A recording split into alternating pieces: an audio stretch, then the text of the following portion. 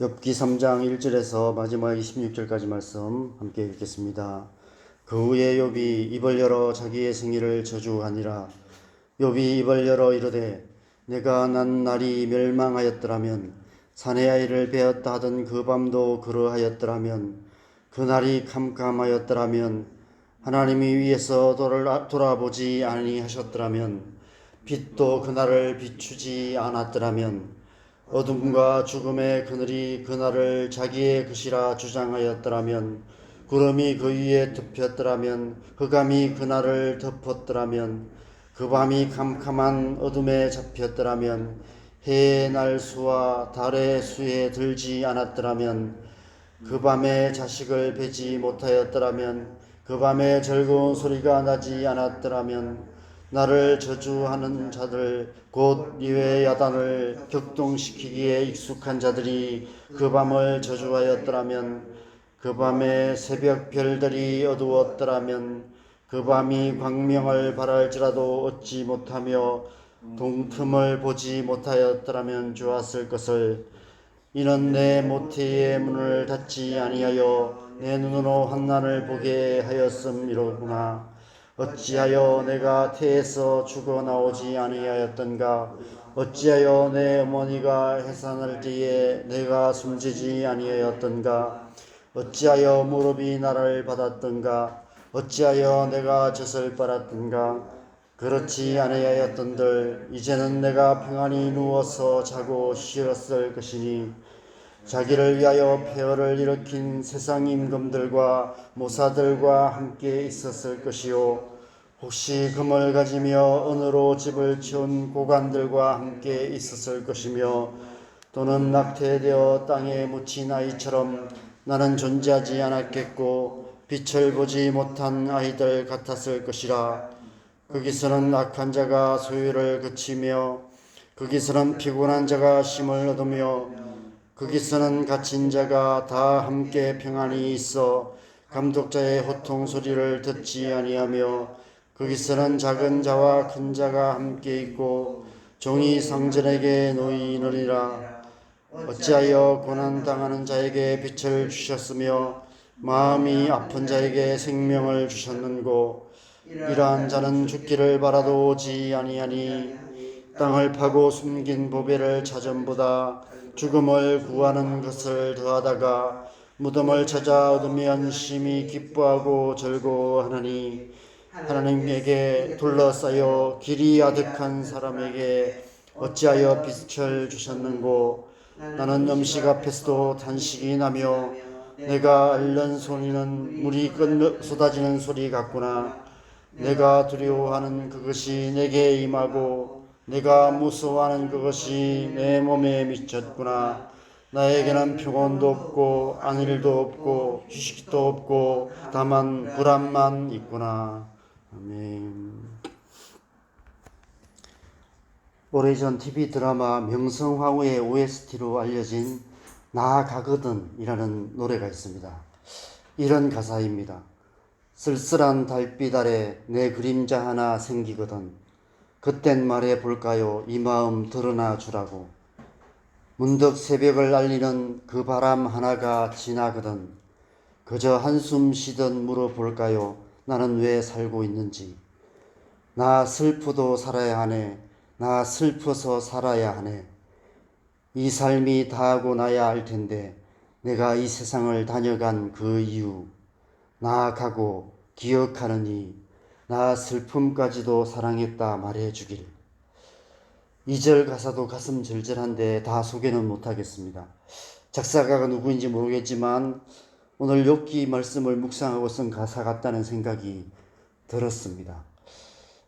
욥기를 처음 읽을 때는 잘 몰랐는데 오늘 소리내서 읽으니까 이렇게 마음이 울컥해집니다.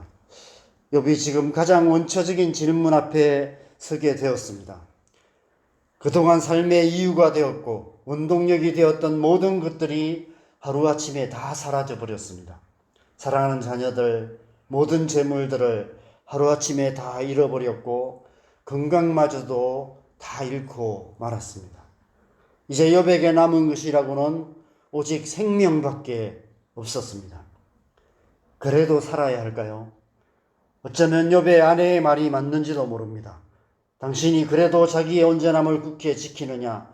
하나님을 욕하고 죽어라. 욥은 지금 죽음보다 못한 삶을 살고 있는 것입니다.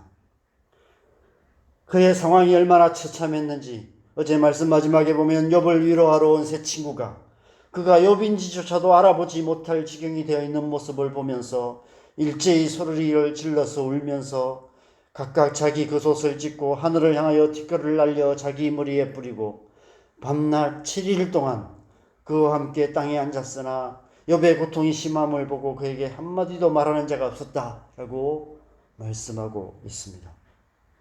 7일 후에 오늘 본문에 욥이 먼저 말을 시작합니다. 이런 상황에 좋은 말이 나올 수 있겠습니까? 이런 상황에도 좋은 말을 한다면 아마 정상적인 사람이 아닐 것입니다. 1절에 그가 가장 먼저 한 말은 자기의 생일을 저주하는 말이었습니다. 3절에서 9절까지 15번에 걸쳐서 무엇 하였더라면 좋았을 것을, 차라리 이랬더라면 좋았을 것을이라고 탄식하고 있습니다. 차라리 태어나지 않았더라면 좋았을 것을이라고 탄식하고 있습니다. 우리가 어떤 고통을 당하게 될 때 그 고통의 원인을 찾으며 이런 식으로 말을 많이 합니다. 그때 그렇게 안 했더라면 좋았을 텐데, 그때 거기 안 갔더라면 이런 고통을 안 당했을 텐데, 그때 그런 선택을 안 했더라면, 그 인간을 안 만났더라면, 그때 조금만 더 열심히 했더라면, 그때 조금이라도 조심했더라면. 우리가 지금 당하는 고통의 결정적인 원인이 되는 순간이 있기 마련입니다. 할 수만 있다면 그 순간으로 돌아가 거기서부터 다시 시작하고 싶은 생각이 들기도 합니다. 그런데 욥이 지금 당하는 고난은, 이 고통은 아무리 거슬러 올라가도 결정적인 원인이 되는 순간이 없었습니다. 그래서 그는 자기의 생일을 저주할 수밖에 없었습니다. 그가 지금 당하는 고난은 단지 이 세상에 태어났다는 이유만으로 당하는 고난이었습니다. 그래서 자기의 생일을 저주하며 이 세상에 안 태어나는 게 차라리 나았다라고 탄식하고 있는 것입니다. 그런데 이 세상에는 이런 고통을 당하는 사람들도 많이 있습니다. 지금 가자 지구의 전쟁으로 수많은 사람들이 고통을 당하고 죽임을 당하고 있습니다. 그 가운데는 어린아이들도 많이 죽고 있습니다. 그 어린아이들은 왜 그런 고통을 당하게 되었습니까? 그냥 이 땅에 태어났기 때문입니다. 그 땅에 태어났기 때문입니다. 다른 시대에, 다른 나라에 태어났다면 그런 고통을 안 당했겠죠. 단지 그 땅에 태어났다는 이유만으로 고통을 당하고 죽어가고 있습니다. 북한의 주민들이 왜 그렇게 힘든 삶을 살아가고 있습니까? 북한 땅에 태어났기 때문입니다. 우리가 지금 인생에서 겪었고 지금 겪고 있는 고통들도 마찬가지입니다. 특별히 우리 자녀들이 이 시대의 상황에서 남모를 고통을 당하고 있습니다. 그 가운데는 물론 우리 자신의 어떠함, 우리 자신의 연약함 때문에 당하는 고통도 많이 있지만, 그러나 그것이 전부는 아닙니다. 단지 이 시대에 이 땅에 태어났다는 이유만으로 감당할 수밖에 없는 고통도 있습니다. 더 좋은 시대, 더 좋은 나라에서, 더 좋은 부모에게서 태어났다면 더 좋았을 텐데, 지금 시대에 이 땅에 하필이면 우리의 자녀로 태어났기에 겪을 수밖에 없는 고통도 있는 것입니다. 그래서 아이들만 탓할 수는 없는 것입니다. 그래서 오히려 긍휼히 여길 수밖에 없는 것입니다. 11절 이후의 말씀에서는 어찌하여라고 거듭거듭 탐식하면서 21절 22절에 보면 죽기를 바라도 오지 아니하고 땅을 파고 숨긴 보배를 찾음보다 죽음을 구하는 것을 더하다가 무덤을 찾아 얻으면 심히 기뻐하고 절구하나니라고 탄식하고 있습니다. 이렇게 사느니 차라리 죽는 것이 더 낫다라고 한탄하고 있는 것입니다. 오늘날 많은 사람들이 스스로 삶을 포기하는 일들이 많이 일어납니다. 자기 자신만이 아니라 어린 자녀들과 가족들이 동반자살하는 일들도 많이 일어나고 있습니다. 이렇게 사느니 차라리 죽는 것이 더 낫다고 생각하기 때문입니다. 얼마나 삶이 고통스러웠으면 삶보다 죽음을 선택할 수밖에 없었을까요? 오늘 욥이 그런 상황에 처해 있었습니다. 사는 것보다 죽는 것이 더 나은 상황에 처해 있었습니다. 죽음보다도 더 고통스러운 삶을 살아가고 있는 것입니다. 그런데 놀라운 것은 23절에 욥이 이런 고백을 하고 있다는 사실입니다. 23절 말씀을 우리 같이 읽겠습니다. 하나님에게 둘러싸여 길이 아득한 사람에게 어찌하여 빛을 주셨는고. 여러분, 무슨 의미입니까? 하나님께 둘러싸여 있다는 것, 죽고 싶어도 죽을 수조차 없다는 것입니다. 하나님께서 자기의 생명을 둘러싸고 계시기 때문에 죽을 수조차 없다는 것입니다. 죽음보다 더 고통스러운 삶일지라도 살아야 한다는 것입니다. 앞의 장에서 하나님께서 사탄에게 욥의 생명에게는 손대지 말라고 명하셨다는 사실을 욥이 알 리는 없었을 것입니다. 그러나 그는 우리의 생명이 우리의 손에 있지 않다는 것, 하나님의 손에 있다는 사실만큼은 누구보다도 잘 알고 있었을 것입니다. 그래서 그는 죽고 싶어도 죽을 수 없었던 것입니다. 그래도 살아야 했던 것입니다. 여러분, 우리의 생명의 주인은 우리가 아니라 하나님에게 있습니다. 하나님께서 주신 생명이기 때문입니다. 그래서 살아야 합니다. 그래도 살아야 합니다. 하나님께서 생명을 거두어 가시지 않는 한 슬프도 살아야 합니다. 힘들어도 고통스러워도 죽음보다 못한 삶이라 할지라도 살아야 합니다. 나는 음식 앞에서도 탄식이 나며 내가 앓는 소리는 물이 쏟아지는 소리 같구나. 내가 두려워하는 그것이 내게 임하고 내가 무서워하는 그것이 내 몸에 미쳤구나. 나에게는 평온도 없고 안일도 없고 휴식도 없고 다만 불안만 있구나. 그래도 살아야 합니다. 비록 죽음보다 못한 삶이라 할지라도 그래도 살아야 합니다. 우리에게 생명을 주신 하나님께서 그 생명을 거두어 가시는 그때까지 그래도 살아야 합니다. 그래서 전도서 9장 4절에 이렇게 말씀합니다. 모든 산자들 중에 들어있는 자에게는 누구나 소망이 있음은 산개가 죽은 사자보다 낫기 때문이니라. 비록 개 같은 인생을 산다 할지라도 그래도 살아야 한다는 것입니다. 산자들 중에 들어있는 자에게는 누구나 소망이 있기 때문입니다.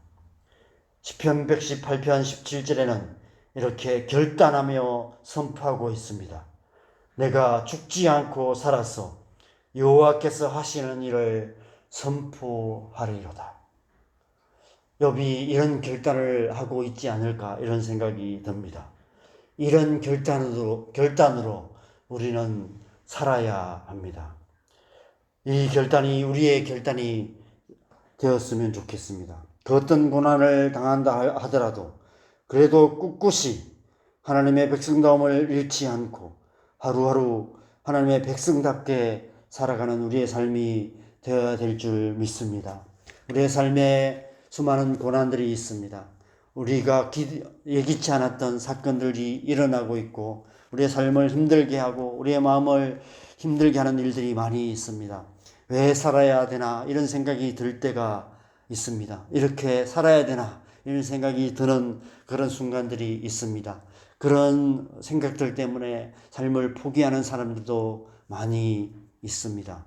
그럼에도 불구하고 욥을 우리가 기억하시면 좋겠습니다.